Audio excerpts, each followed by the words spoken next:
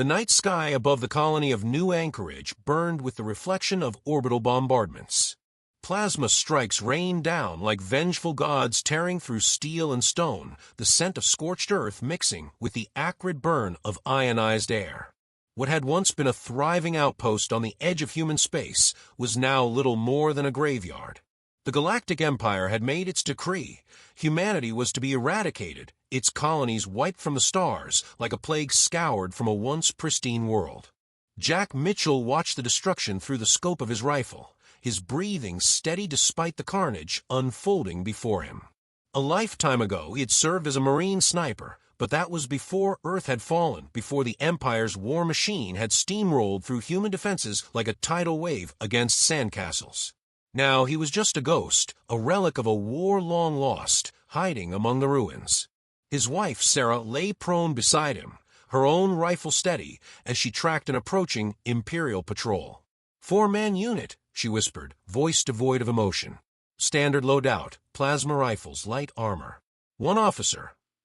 Jack exhaled slowly, adjusting his aim. "They're getting sloppy. Arrogance makes them predictable." The officer, a broad-shouldered alien with elongated features and glowing yellow eyes, barked an order at his troops.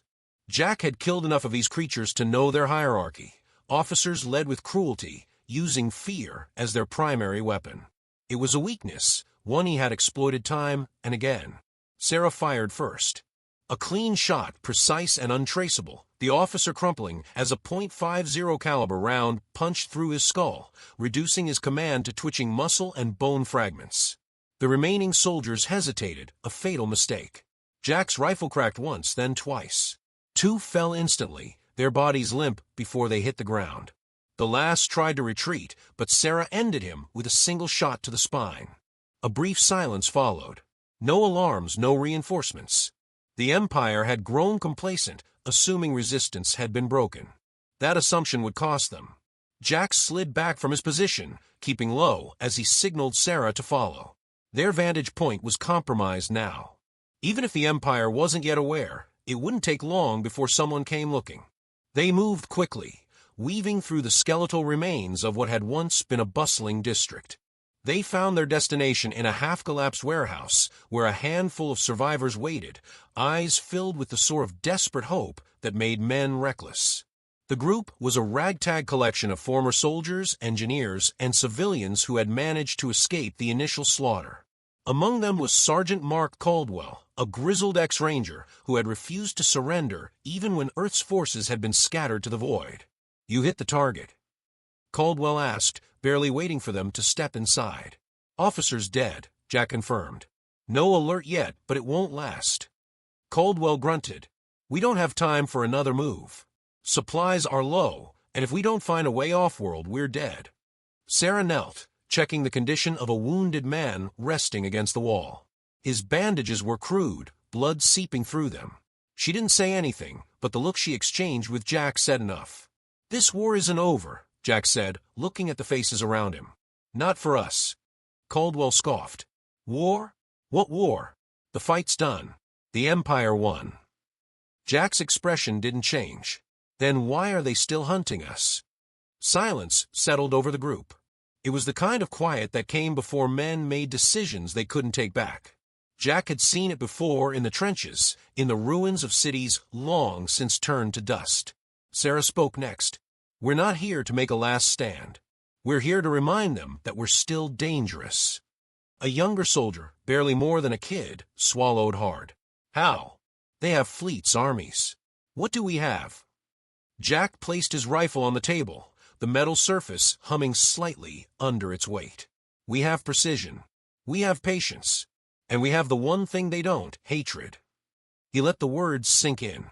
The Empire saw humans as nothing more than pests to be exterminated. They underestimated the power of vengeance.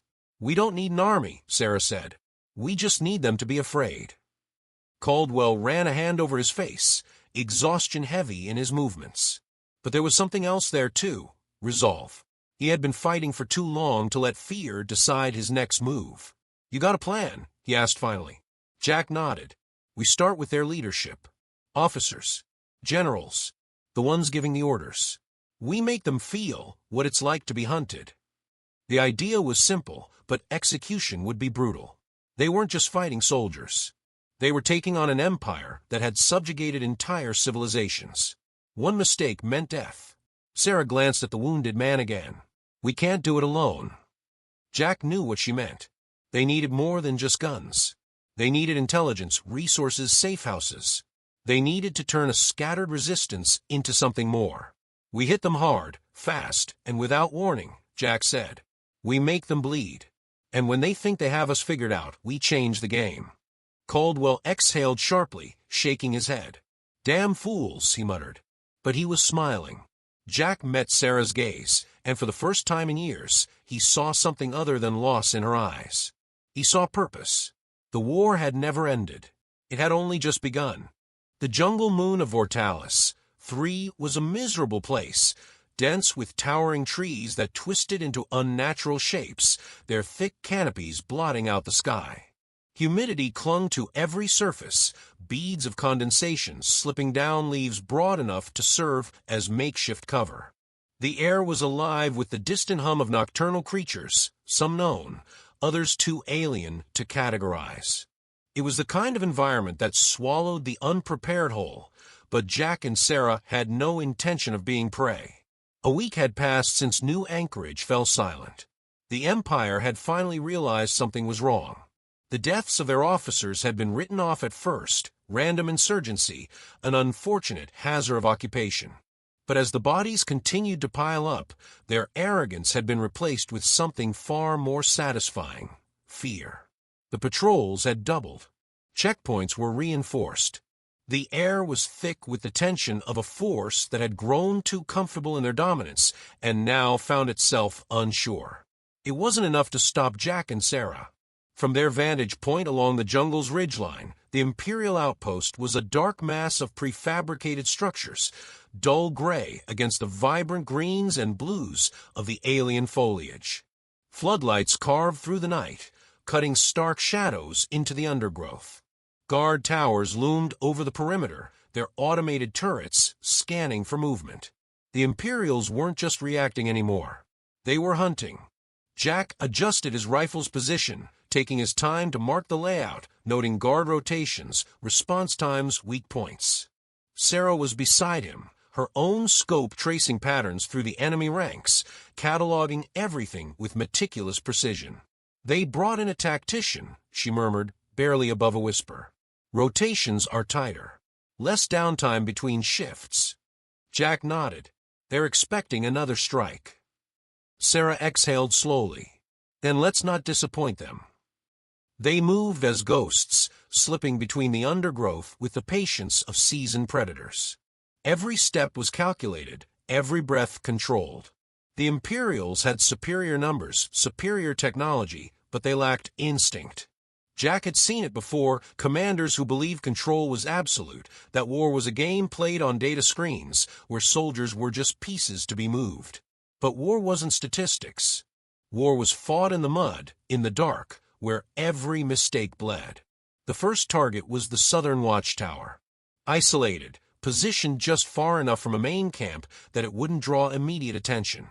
The guard inside was alert but inexperienced, his movements too rigid, his attention too fixed on the clearing ahead rather than the tree-line behind. He never heard Sarah approach. Jack caught the body before it could slump forward, lowering it without a sound. He stripped the officer's comm unit, switching the frequency to a passive relay. Imperial tech was advanced, but it relied on structure. They would turn their comms on at set intervals, check in at designated times. If that cycle was disrupted, alarms would sound. It was a system built for control, not for dealing with unseen enemies. Sarah took position, rifle angled toward the base. Jack followed, setting up his shot. Their target wasn't the grunts patrolling the perimeter, nor the supply officers directing shipments. They were here for someone more important. Commander Vorix was a veteran of the Empire's expansion wars. His reputation was carved from the bones of fallen species, his name spoken in the hushed tones of those who had watched their worlds burn under his command. He was ruthless, efficient, and most importantly, predictable. Jack found him through his scope, standing near the central command tent, flanked by 2 guards. His uniform was pristine, his expression one of restrained irritation as he conversed with a subordinate. "Wind's shifting," Sarah murmured. "Just 3 clicks left." Jack made the adjustment without question. Years together had taught them a language beyond words, an unspoken rhythm that made them lethal. He exhaled, steadying his aim. The shot rang out like thunder. Vorix's head snapped back, a crimson mist spraying against the command tent. His body collapsed in an unceremonious heap, and for a moment the entire outpost was silent. Then the screaming began. Sarah was already firing before the Imperials could react. Jack shifted targets, picking off officers as they scrambled for cover. The guards who had flanked Vorix went down in seconds, their bodies folding before they could even draw their weapons. Sirens wailed as the camp erupted into chaos. Spotlights swept across the jungle, searching for ghosts that had already moved. Jack and Sarah didn't wait for the response teams to mobilize. They faded into the trees, slipping into the labyrinth of shadows and foliage as Imperials fired blindly into the dark. Jack pressed the stolen comm unit to his ear, listening to the panicked voices crackling through the static. "Command, we have a sniper attack. Commander Vorix is down. Repeat, Vorix is down." The voice was shrill, edged with something the Imperials weren't used to: fear. Sarah smirked. "They'll escalate now." Jack nodded. "Good. Let's see how they handle it." They spent the next hours moving through the jungle, avoiding search parties and gunships that tore through the canopy with blistering speed. The Empire was rattled, their response aggressive but sloppy. They had been prepared for a battlefield, not for ghosts in the trees. By the time they reached the extraction point, Caldwell was already waiting, his expression a mix of relief and irritation. The small resistance team had been monitoring comms, listening to the chaos unfold. "You two really know how to make an entrance," he muttered, handing them water. Jack took a long sip before responding. "We're just getting started." Caldwell exhaled sharply. "Yeah, well, you just made every Imperial within 50 light-years very interested in putting bullets in our skulls." Sarah tilted her head. "Good." Caldwell ran a hand over his face, muttering something under his breath before straightening. "We've got movement from orbit. They're bringing in reinforcements. Heavies." Jack glanced at Sarah. The game had just changed. Killing officers had been a statement. The Empire's response would determine what came next. Sarah's expression was unreadable, but Jack knew her mind was already 10 steps ahead. "Then we adapt." Caldwell grunted. "That's one word for it." Jack checked his rifle, reloading with practiced ease. "If they're sending heavies, that means they think they can scare us." Sarah locked eyes with him. "Let's teach them how wrong they are." The Empire's response came swiftly. Within hours, the sky over Vortalis 3 was thick with the thunderous roar of descending troop carriers, their engines screaming against the turbulent atmosphere. Heavy infantry deployments, mechanized walkers, aerial gunships, an entire battalion had been rerouted to crush what the Imperials now saw as an insurgency. The sniper attacks had shattered the illusion of control, and the Empire, in its arrogance, responded as it always had: overwhelming force, indiscriminate retaliation. Jack and Sarah watched from a distance as the jungle trembled under the weight of marching boots. Trees were raised to clear sight lines, entire sections of the terrain reshaped with controlled demolitions to eliminate potential ambush points. The Imperials weren't just here to retaliate. They were here to make an example. Caldwell's voice crackled through the comms, grim and low. "They started rounding up civilians. They're looking for someone to punish." Jack's jaw tightened. The strategy was one he had seen before. When an empire couldn't kill the enemy, it killed everything around them, hoping the ghosts would break under the weight of their own guilt. Sarah's eyes flicked toward him, and she didn't need to say anything. He already knew what had to be done. They moved under cover of night, weaving through the dense foliage with practiced ease, avoiding the heavy patrols now sweeping the jungle in tight formations. Every Imperial soldier was on edge. fingers twitching against the triggers of their weapons, their eyes darting to every shifting shadow. The weight of uncertainty pressed down on them like a vice, and Jack knew that pressure could be turned into a weapon. The first shot came just before dawn. A single, precise impact that shattered the visor of an Imperial officer, his body crumpling before his men even registered what had happened. Panic rippled through the squad as they scrambled for cover, barking orders, their formation breaking apart just enough for Sarah's second shot to slip through. Another body dropped, then another. The Imperials retaliated with sheer firepower, lighting up the jungle with sustained bursts of plasma fire, scorching the trees, blasting apart undergrowth. But their enemy was nowhere to be found. Jack and Sarah shifted positions, always moving, always 2 steps ahead. They let the Imperials exhaust themselves in their desperation, let them waste their ammunition on ghosts before striking again. Precision over volume. Control over chaos. By midday, the patrols were a fractured mess of exhausted soldiers, nerves frayed, tempers snapping. The once organized formations were now little more than scattered groups, each one more concerned with surviving the next attack than completing their objective. But the real fight wasn't in the jungle. It was in the heart of the occupied city. New Anchorage had become a cage, its streets lined with heavy patrols, civilians corralled into open spaces under the watchful gaze of armed sentries. The Imperials had turned entire city blocks into kill zones, hoping to bait their unseen enemy into making a mistake. Jack studied the layout from a rooftop, his rifle pressed against his shoulder as he tracked the movements below. Sarah adjusted her scope, her voice calm despite the weight of the moment. They've got them in the courtyard near the old government complex. 4 sniper nests, 3 automated turrets, 2 transport carriers. They want us to hit them. Jack exhaled. Then we don't give them what they expect. The Imperials had made one crucial miscalculation. They believed the snipers would take the high ground, that they would engage from a distance, as they had before. They had accounted for everything except for the possibility that Jack and Sarah wouldn't play by the rules. They moved in close, slipping through the underbelly of the city, past ruined buildings, through maintenance tunnels long abandoned. The Imperial security net was designed to catch blunt force, not precision. When the first shot rang out, it wasn't from the rooftops. It came from street level, buried within the chaos of the city itself. A sniper round cut through the skull of the officer overseeing the execution squad, his body hitting the ground before the Imperials even knew where to look. The second shot took out the lead turret operator. By the time the Imperials reacted, the entire courtyard was in chaos. The civilians, sensing the shift, surged against their captors, and the carefully orchestrated Imperial display of power unraveled in seconds. Jack moved through the carnage with ruthless efficiency, his shots carving through the command structure of the occupation forces, turning their precision into disorder. Sarah covered his flank, her rifle sending death through the ranks with calculated lethality. The Imperials tried to regain control, but they were fighting ghosts, enemies they couldn't see, couldn't predict. By the time the last shot was fired, the occupation force was broken. Their commanders were dead, their formations shattered. Caldwell's voice crackled through the comms, breathless.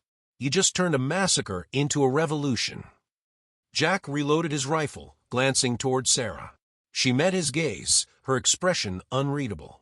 Then let's finish what we started. The Empire's grip on New Anchorage had been broken, but the war was far from over. The death of their officers and the collapse of their command structure sent ripples through the Imperial ranks. Fear and hesitation settled in, but it wouldn't last. The enemy was wounded, not defeated, and wounded beasts were the most dangerous. The counteroffensive came faster than expected. Reinforcements poured in, and this time they weren't just soldiers. The Empire had deployed its elite. Shock troopers, battlefield tacticians, heavily armored combat units, forces trained specifically to eliminate high-value targets and counter unconventional warfare. They weren't coming to suppress an insurgency. They were coming to hunt ghosts.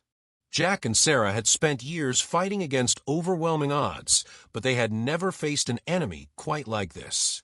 The Imperials had studied their methods, analyzed their attack patterns, adapted to their strategies. Sniper nests were no longer viable, long-range engagements neutralized by advanced detection systems. The enemy had learned, so they adapted. Gone were the long observation hours, the careful patience of selecting the perfect shot. This was fast, brutal, close-quarters precision.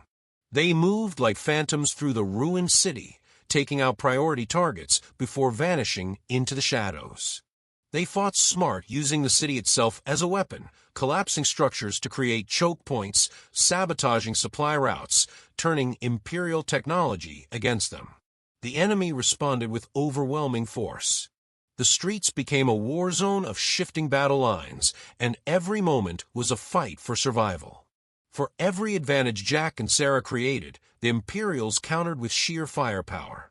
Buildings were reduced to rubble, entire sectors leveled in their effort to erase the threat. Jack crouched behind cover, his rifle empty, his sidearm nearly spent. The enemy was closing in, and escape routes were dwindling. Sarah's voice came through the comms, steady despite the chaos. "We're boxed in." He knew it. They both did. The Empire had finally done what it set out to do: trap them, force them into a fight they couldn't win. Except Jack had never fought a battle he couldn't win. He scanned the destruction, calculating every variable, every possible move. The Imperials thought they had control, but control was an illusion. They had focused everything on eliminating 2 snipers, forgetting that snipers were never meant to fight alone. Caldwell and his unit struck hard and fast. Explosions ripped through the Imperial formation, precision strikes disrupting their ranks. The reinforcements weren't just soldiers, they were hunters, trained to fight in the shadows. But they weren't prepared for an entire city that had become the battlefield. Jack and Sarah seized the opportunity, slipping through the chaos, eliminating key officers, turning the tide. The Imperials, so sure of their superiority, began to falter. Their best were dying, their strategies failing. They had underestimated the adaptability of their enemy. And then the final blow. Earth had been watching. The moment the Imperials committed their elite, they revealed their hand. Jack and Sarah weren't just fighting a battle, they were bait. A signal was sent, coordinates locked, and within minutes, the sky burned. Orbital strikes rained down, tearing through the enemy fleet, cutting off their retreat. Dropships descended, but they weren't Imperial. They were human.